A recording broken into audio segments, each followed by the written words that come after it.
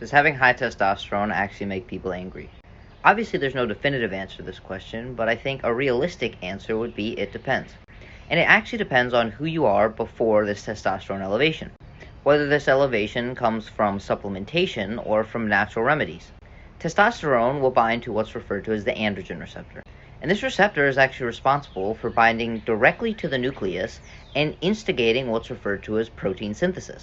And as the name may suggest, this is just the creation of new proteins.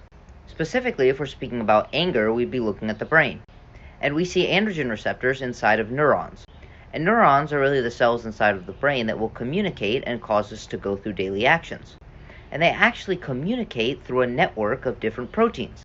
Neurotransmitters are the molecules inside of the brain that bind to receptors and cause us to undergo a specific action. And these neurotransmitters will bind to receptors, and these receptors are actually made out of protein.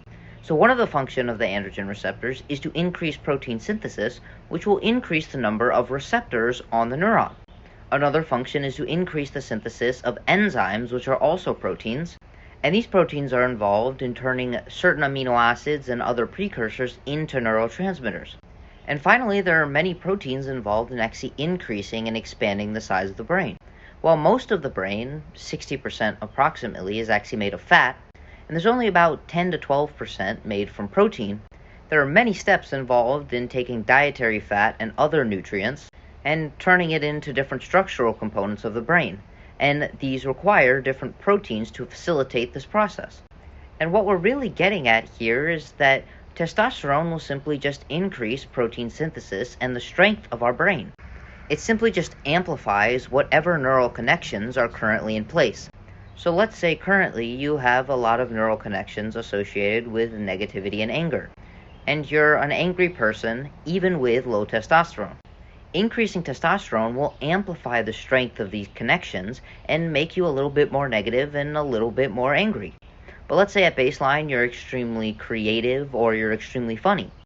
Or maybe you're just really happy. Going from low testosterone to normal testosterone would simply just amplify these characteristics. Additionally, no matter what your personality, we all have memories. But one of the issues is actually the storage and retrieval of these memories. And certain proteins certainly play a role in the process of storing and retrieving memories. And one of the mechanisms is simply increasing the density of different neural connections, and increasing the amount of these protein receptors available for communication. And going from low testosterone to higher testosterone will increase learning and memory.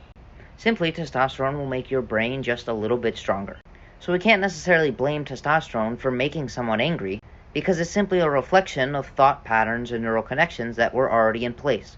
But as we can see, increasing testosterone can make people happier, funnier, or even more creative. And there are a myriad of benefits of increasing testosterone on other bodily functions, but the brain is one of the most important. And living a healthy lifestyle will help you maximize your natural testosterone. This means getting adequate sleep, adequate nutrition, both macronutrients and micronutrients, getting out in the sun and regulating your circadian rhythm, doing resistance exercise, and doing the best you can to limit stress and inflammation.